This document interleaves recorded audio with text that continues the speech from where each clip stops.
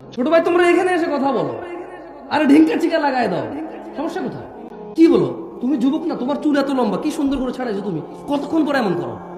তুমি তো স্মার্ট, তুমি আরে ভাই কি বলো?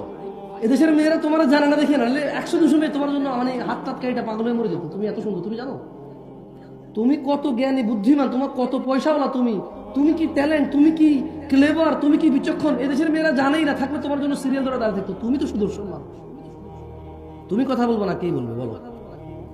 হ্যাঁ, ফেরেশতা তোমাকে ভয় পেয়ে চলে যাবে জানো, তোমার জন্য ফেরেশতা গুনাহ লিখবে মনে করো, এত বড় সাহস ফেরেশতা রয়ে গেছে, রূপগঞ্জের ছেলের নামে গুনাহ লিখবে, কি বলেন? ফেরেশতার এত বড় ক্ষমতা? হ্যাঁ, এই ফেরেশতার নাম কি? এই ফেরেশতার নাম কি যে ফেরেশতা রূপগঞ্জের মানুষের নামে এখানকার স্থানীয় পোলা পাইন, হ্যাঁ হুন্ডা চালায়, পালসার 120-এ চালায়, ভিডিও করে, এত ক্ষমতাবান এত দ্রুত গতির ছেলে মেয়ের গুনাহ কোন ফেরেশতা লিখবেন? নাম কি? পাগল নাকি আপনারা? খবর তো ওদের সাথে কিছু বলেন না, পাপ হবে আপনাদের। যারা ওদেরকে চুপ করতে বলতেছেন, আপনার সমাজের পাপ হবে। কেন বলতেছেন ওদের চুপ করতে?